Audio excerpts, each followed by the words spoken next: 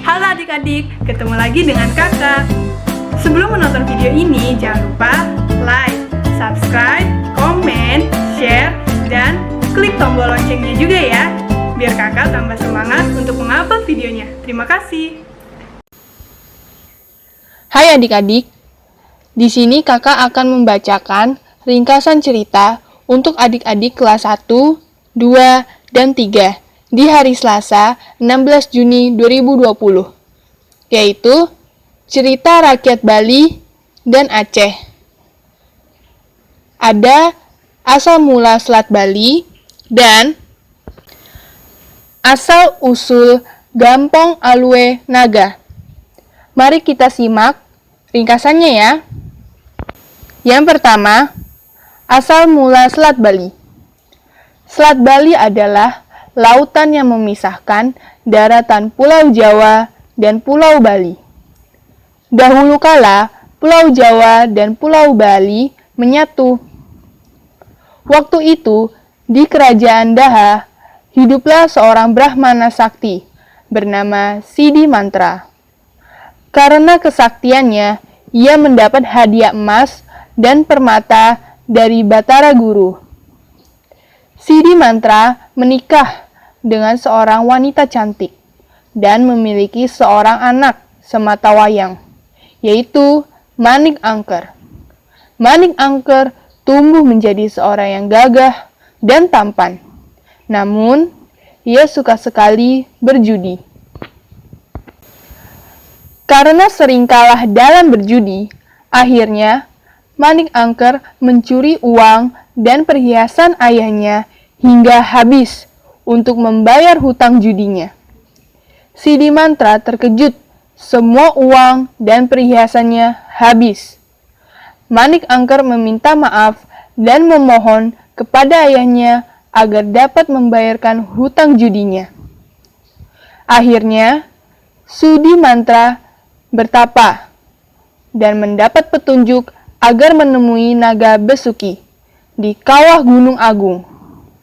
Setiba di sana, Sidi Mantra membunyikan gentanya untuk memanggil naga Besuki dan meminta agar diberikan harta untuk membayar hutang judi anaknya.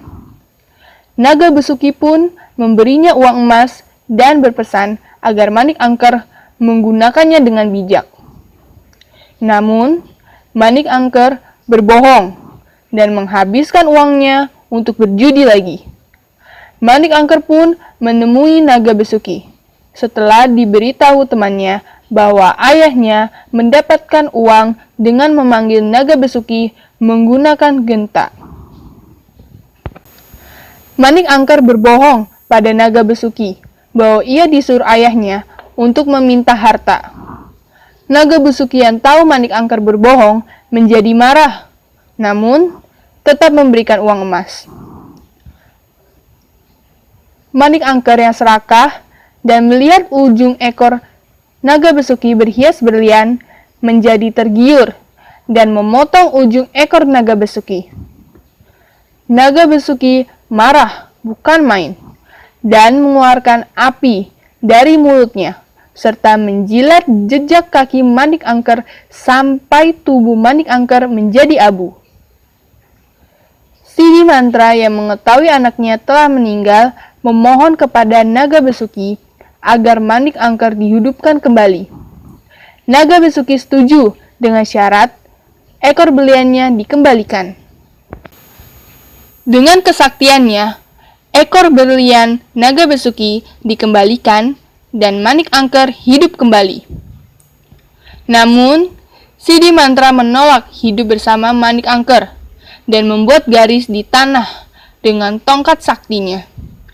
Garis itu membelah bumi dan muncullah air yang makin lama makin banyak dan memisahkan tanah yang diinjaknya. Air lautan itulah yang sekarang dikenal sebagai Selat Bali.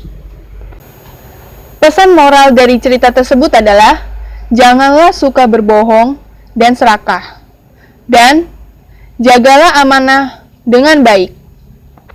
Yang kedua, asal-usul daerah di Aceh. Asal-usul Gampong Alue Naga. Pada zaman dahulu, Aceh adalah sebuah kerajaan yang dipimpin oleh Sultan Merah. Sultan mendapat kabar tentang keresahan rakyatnya di suatu tempat.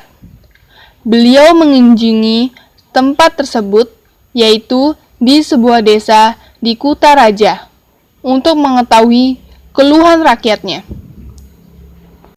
Dari rakyatnya, Sultan mengetahui bahwa banyak ternak yang hilang saat berada di Bukit Lamyong dan sering terjadi gempa. Sultan mengutus sahabatnya Renggali, adik dari Raja Lingemude, untuk mencari tahu apa yang terjadi di bukit itu. Renggali terkejut. Bukit yang dipijaknya bersuara dan mengeluarkan air sampai membasahi kakinya. Ternyata bukit itu adalah naga sahabat ayahnya. Bukit yang berbentuk kepala ular raksasa itu meminta Renggali memanggil Sultan Alam, ayah Sultan Merah, dan dia akan membuat pengakuan. Renggali kembali ke istana dan menceritakan semuanya kepada Sultan Merah. Keesokan harinya, mereka berdua kembali ke bukit. Si bukit itu ternyata adalah naga hijau yang hilang bersama Raja Linge, ayah Renggali. Naga hijau menanyakan mengapa Sultan Alam tidak datang, padahal ia akan membuat pengakuan. Sultan Merah menjelaskan bahwa Sultan Alam sudah mangkat atau meninggal. Naga hijau mengaku bahwa ia telah berkhianat dan pantas untuk dihukum. Naga hijaulah yang telah mencuri dan menghabiskan kerbau putih hadiah dari Tuan Tapa untuk Sultan Alam yang diamanahkan kepadanya. Dan dia pula lah yang juga telah membunuh Raja Linge. Naga hijau telah memfitnah Kule, si Raja Harimau, dan Buya, si Raja Buaya, yang telah mencuri dan memakan kerbau hitam, sehingga membuat Raja Linge membunuh mereka. Sampai akhirnya, Raja Linge tahu perbuatan naga hijau yang telah mencuri dan memakan kerbau-kerbau itu, setelah mereka berdua sampai di Kutaraja. Namun, Raja Linge tidak membunuh naga hijau, malah sebaliknya. Naga hijaulah yang membunuh Raja Linge. Naga hijau menyesal dan meminta Sultan Merah untuk menghukumnya. Namun beliau tidak mau, karena yang lebih berhak menghukum adalah Renggali dan kakaknya, Raja Lingemude. Namun Renggali pun tidak mau, karena ayahnya pun tidak mau membunuh naga hijau. Naga hijau sudah cukup terhukum dengan keadaannya yang tertanam di bukit akibat pedang Raja Linge yang tertancap di tanah sehingga ia tertimbun dan tidak dapat bergerak. Sultan Merah dan Renggali akhirnya membebaskan naga hijau. Renggali mencabut dengan kuat pedang ayahnya. Mereka mempersilahkan naga hijau kembali ke tempat asalnya, yaitu di lautan.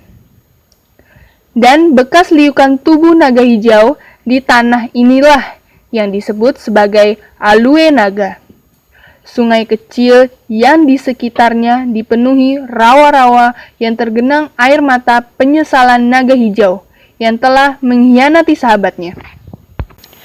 Pesan moral dari cerita tersebut adalah, jagalah amanah yang diberikan kepada kita dengan baik. Jadilah orang yang pemaaf dan tidak pendendam. Setia kawan dan jangan berkhianat.